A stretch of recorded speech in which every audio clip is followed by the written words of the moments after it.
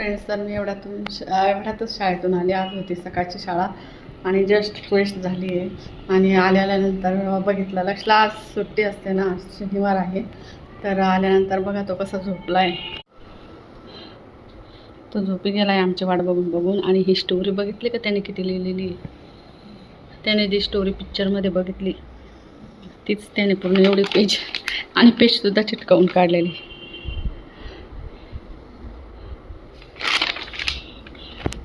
तर लक्षणा दर शनिवारी एकटाच असतो आणि इथं सांभाळायला आहेत काका मावशी. आणि म्हणजे खेळत असतो किंवा इतर फ्रेंडमध्ये खेळत असतो किंवा तो टी व्ही बघत असतो. पण आज झोपी गेला येतो. आज त्याला मी म्हटली होती की आपण गावाला जाणार आहोत, त्याच्यामुळे आवरून ठेव, कुठे जाऊ नको. आणि म्हणून त्याने घर पण आवरून ठेवलं आणि मस्तपैकी टी व्ही बघता बघता झोपी पण गेला.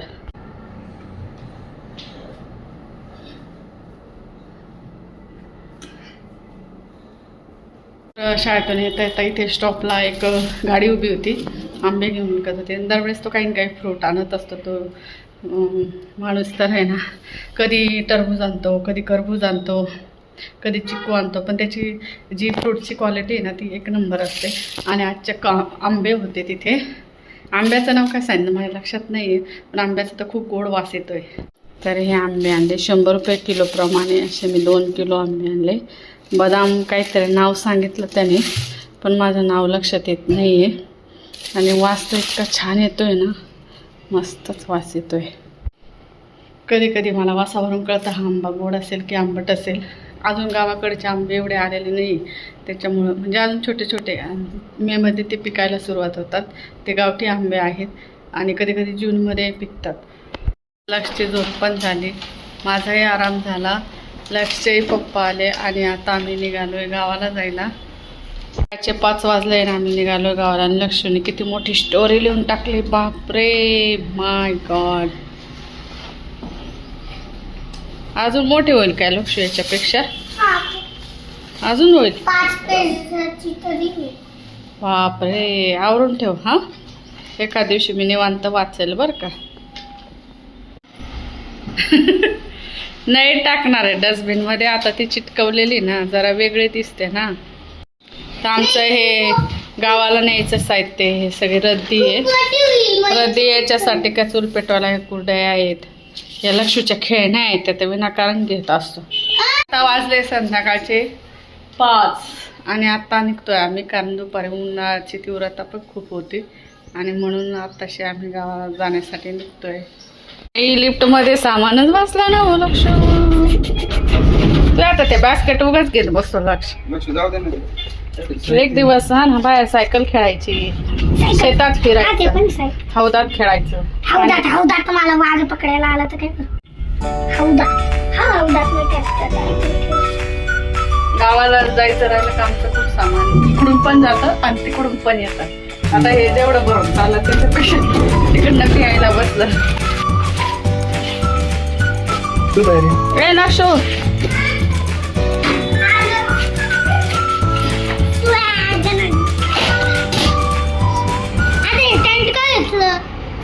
तिथं आपण बाहेर झोपणार आहे. आज खूप गरमी आहे ना, झोपायचं बाहेर म्हणून टेंट घेतला. हा पण माझे शूज काढले का? नाही काढले.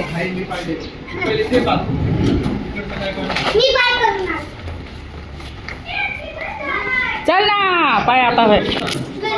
आम्ही चाललो गो दादा. बाय दादा. लक्ष चल.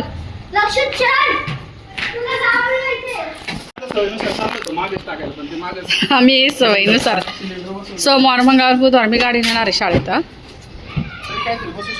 बरं का. हे सॅक टाका ना. मग सोमवार मंगळवार बुधवार म्हटलं मी जाणार आहे शाळेत. हा त्याच्यात काय नाही, मेकअपचं सामान. तर आहे ना आम्ही CNG बसवले ना आता, त्याच्यामुळे की पॅक झाली. मग आता इथं फक्त छोटे छोटे बॅग बसेल. मग आता मोठ्या गोण्या सगळ्या पुढे.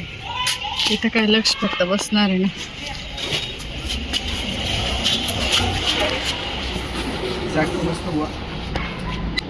सॅक बसून जातात छोट्या छोट्या बॅग. इथं पण एक बॅग बसून जाईल अजून.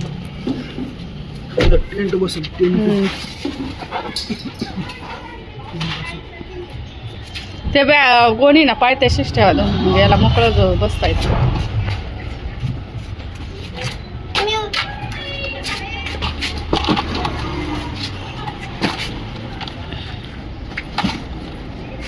का रे एकाच बास्केटमध्ये सगळं नव्हतं बसत का?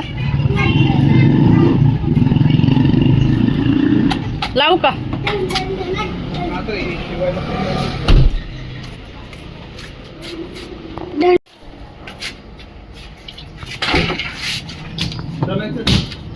हा हा पाण्याची बॉटल आणली ते ना हो. हे काय घेऊन दे ना.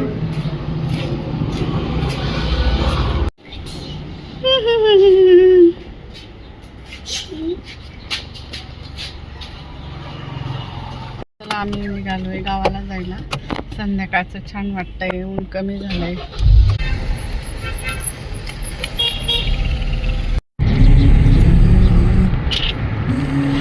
तुम्हाला माहिती आहे रस्त्यांचे कामं चालू आहे, त्याच्यामुळे रस्त्यात कुठेही ट्रॅफिक लागेल सांगताचे. आता 5-10 फुटात आम्हाला मसरूळला ट्रॅफिक लागले. हे आपण रस्त्याला काम चालू आहे म्हणून रागेत गाड्या चालू आहे. सिंगल लेन चालू आहे ना म्हणून. आईस्क्रीम लवर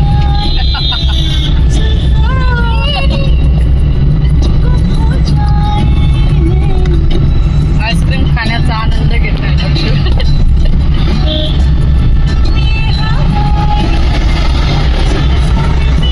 खूप नाशिक मध्ये वृक्षतोडीला विरोध होते. हे दोघं तिघं झाडं मागच्या रस्त्यावरचे आहोत. हे एक असं सगळे ना वडाचे झाड रस्त्यांवरचे कट करताय ना, त्याच्यामुळे थोडस वादग्रस्त आहे. खातात बरोबर आहे, आपल्याला ऑक्सिजन देणार आहे. सर्वात जास्त ऑक्सिजन देणारं झाड असतं तर ते वडाचं झाड आहे. एवढ्या वर्षापूर्वीपासूनच ते झाड आहे. ते तोडल्यावर मग कसं वृक्षतोडी चालू आहे. त्याच्यामुळे सगळ्यांचा विरोध कडाडून त्यांची लाईफ एवढी आहे की बनवलेले ते म्हणजे विकास कामं करून बनवलेले रस्ते ते इतके दिवस टिकतील याची गॅरंटी नाही. पण हे झाडं नक्कीच टिकतील म्हणून झाडं तोडलेली पाहिजे. विकास काय त्याला दुसऱ्या फाट्याने बनवता येईल. संध्याकाळी निघालोय आणि मस्त फ्रेश हवा सुटली.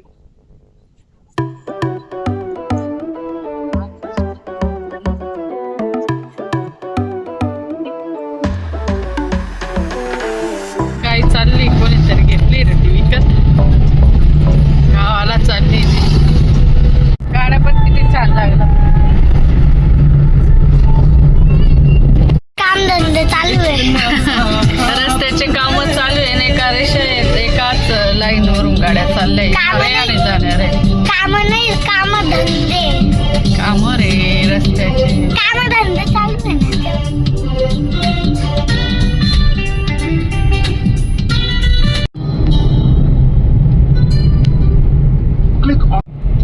आता रस्ता रिकामा झाला थोडा.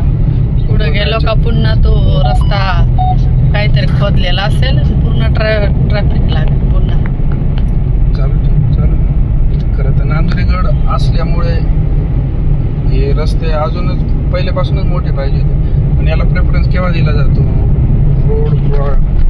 रोड करायचा फक्त कुंभमेळा आल्यावरच, म्हणजे 12 वर्ष. नाही तर महाराष्ट्रातले 3.5 अर्धपीठ आहे, त्या दृष्टीने एक अर्धपीठ असून सुद्धा रस्त्याला पाहिजे तसा प्रेफरन्स दिला नव्हता रोड करायला. तो फक्त कुंभमेळ्याला मुहूर्त लागतो तेव्हाच. तर कुंभमेळ्याची जय्यत तयारी झालेली नाशिकमध्ये आणि म्हणून हे सगळे रस्त्यांची कामं चालू आहे. सगळीकडेच चालू आहे, कुठेच असं हे नाही.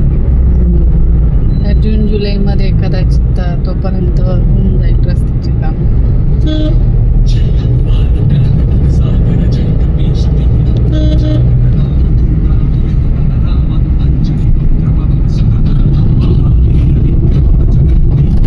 परत सिंगल रस्ता सुरू झाला, परत ट्रॅफिक लागेल आता आम्हाला.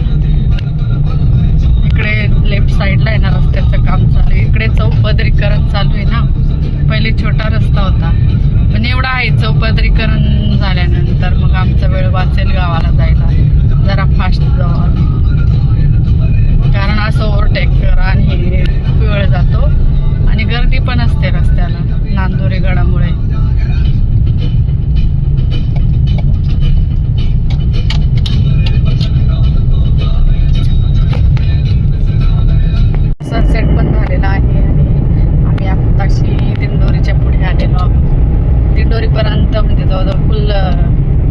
नजीकच लागली आम्हाला. तिथून पुढे थोडासा रस्ता मोकळाच सुरू झालेला आहे, कारण इकडे पुढे अजून काम सुरू नाही केले, रस्ते खोदून नाही ठेवले. ते जे आंबे खाल्ले त्याच्या कोई तरी उचलून घेत. जरखेडचं धरण बघा आणि मस्त सनसेट होतोय.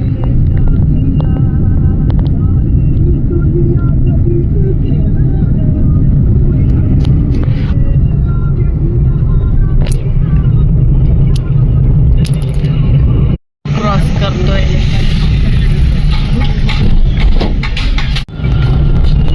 आम्ही नांदोरी गडाच्या जवळ आलेलो आहे. हा नांदोरी गड आहे. नांदोरी गड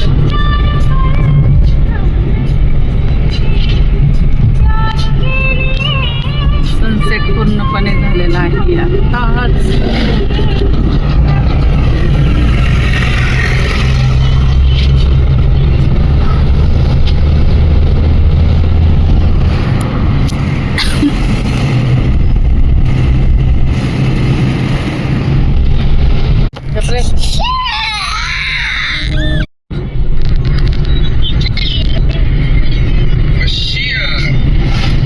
आम्ही नांदोरी गडाजवळ आलेलो आहे.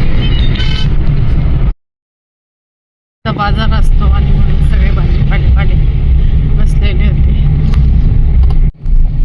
इथून नांदोरी गडावर जायला रस्ता आहे. दरवेळेस गावाला जाताना इथून जातो, पण गडावर जाणं काही होत नाही आम्हाला. हा गडावर जाणारा रस्ता आहे.